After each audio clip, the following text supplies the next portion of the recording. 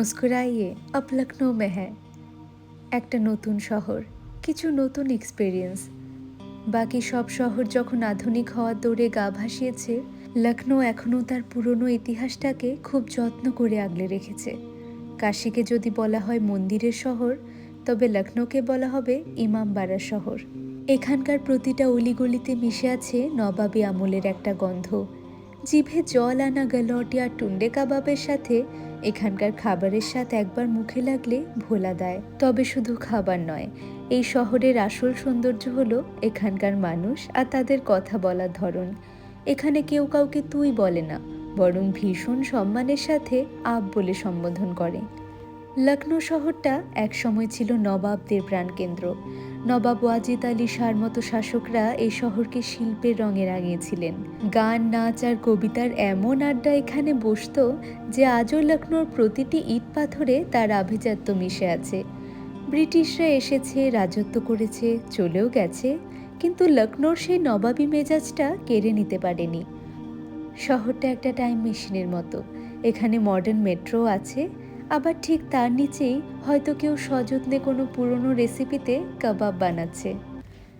লখনৌ ঘোরার সব থেকে ভালো সময় হলো অক্টোবর থেকে মার্চ মাস, কারণ এই সময় ওয়েদারটা একটু ভালো থাকে।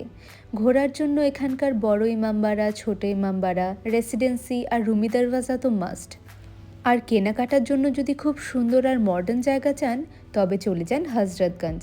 আর যদি সস্তায় কোনো চিকেন কারি ড্রেস বা লখনৌর আসল লোকাল ভাইব পেতে চান, তবে আমিনাবাদ আর চক বাজার আপনার লিস্টে রাখতেই হবে।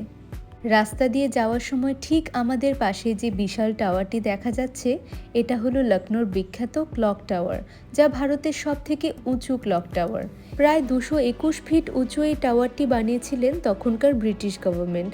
এর ভেতরে একটি বিশাল ঘণ্টা আর মেশিন রয়েছে। মেশিন পার্টসগুলো সেই সময় সরাসরি লন্ডন থেকে আনা হয়েছিল, আর এই ডায়ালগুলো তৈরি করা হয়েছিল লন্ডনের বিখ্যাত বিগ ব্যান ঘড়ির আদলে। যদিও আমরা এটা রাস্তা থেকেই দেখেছি, কিন্তু এই এরিয়াতে বিশেষ করে সন্ধেবেলায় যখন আলো জ্বলে ওঠে, তখন দেখতে জাস্ট অসাধারণ লাগে। কাল আমরা লখনৌতে এসে পৌঁছেছি আর আজ আমাদের সেকেন্ড ডে। সকাল থেকে অনেক রাশ চলছে, কারণ আমরা এখানে একটা বিয়েতে এসেছি আর সাইট সিইং করতে বেরিয়েছি এখানে। আজকে বড়া ইমামবাড়া দেখবো, ছোটা ইমামবাড়া দেখবো, আর রুমি দরওয়াজা একদম পাশেই বড়া ইমামবাড়ার, আর ক্লক টাওয়ার রাস্তায় আসতে দেখে নিয়েছি। তো সবটা জার্নি ব্লগে থাকবে। আমরা এখন রুমি দরওয়াজা পেরিয়ে বড়া ইমামবাড়ার একদম মেইন এরিয়াতে চলে এসেছি। এখানকার এই ওপেন স্পেসটা দেখার মতো।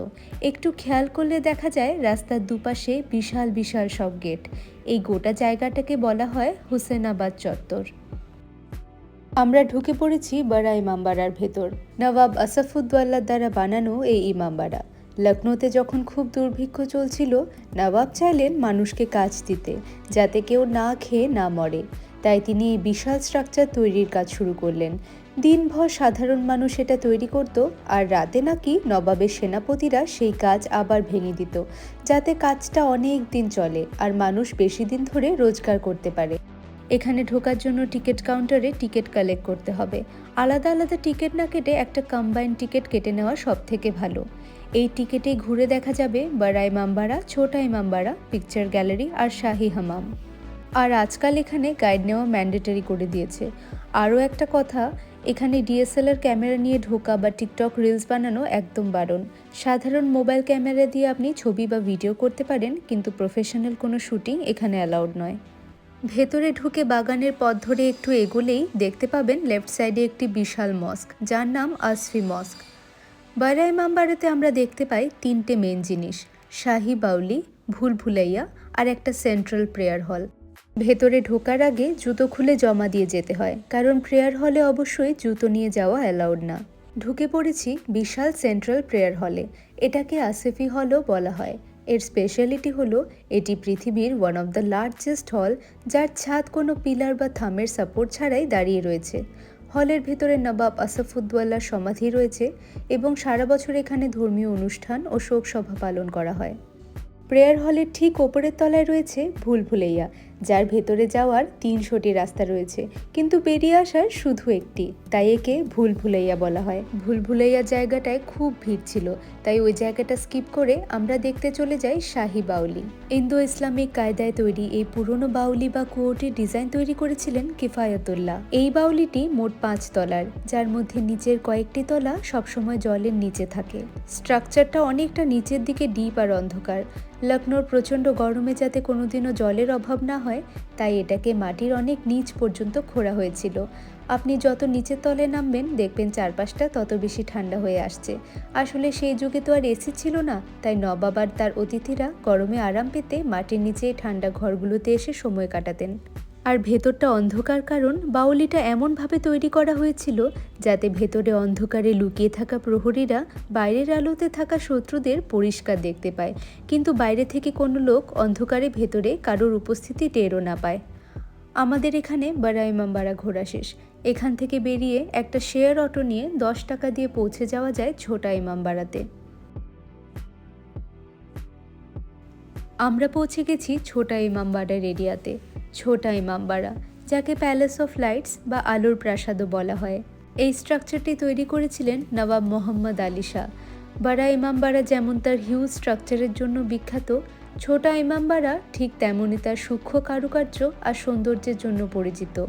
বিশেষ কোনো উৎসবে বা মহরমের সময় এখানে শত শত ঝাড়বাতি আর কাঁচের ল্যাম্প লাগানো হয়, যা বেলজিয়াম থেকে আনা হয়েছিল, তাই একে আলোর প্রাসাদ বলা হয়। ছোটা ইমামবাড়ার গেট দিয়ে বেরোলেই দেখা যায় লখনৌর লোকাল লাইফ। এই পুরো এলাকাটিতে ছোট বড় অনেক দোকান ঠাসা। ইমামবাড়া ঘোরা শেষ করে আমরা 10 টাকায় অটো করে ফিরে এলাম রুমি দরওয়াজার কাছে। এই বিশাল গেটটা হলো লখনৌর সব থেকে বড় আইকন। নবাব আসফউদ্দৌলার বানানো 60 ফুট উঁচু এই গেটটির বিশেষত্ব হলো এতে কোনো কাঠ বা লোহা ব্যবহার করা হয়নি, শুধু ইট আর চুনা পাথর ইউজ করে বানানো এই স্ট্রাকচার আজও মাথা উঁচু করে দাঁড়িয়ে আছে। লখনৌতে ঘুরতে এলে একটি শেয়ার অটো বুক করে আপনি খুব সহজেই সবগুলো ট্যুরিস্ট স্পট দেখে নিতে পারবেন। আজকে ট্যুরিস্ট স্পটগুলো ছাড়া বাকি ঘোরার জায়গার লিস্টটা ডেসক্রিপশনে দেওয়া রইল। আমরা ট্রাই করেছিলাম মেন ট্যুরিস্ট স্পটগুলো কভার করে নিতে। নেক্সট ব্লগে থাকবে লখনৌ ফুড ট্যুর আর শপিং প্লেসেস। ভালো থাকবেন, টাটা।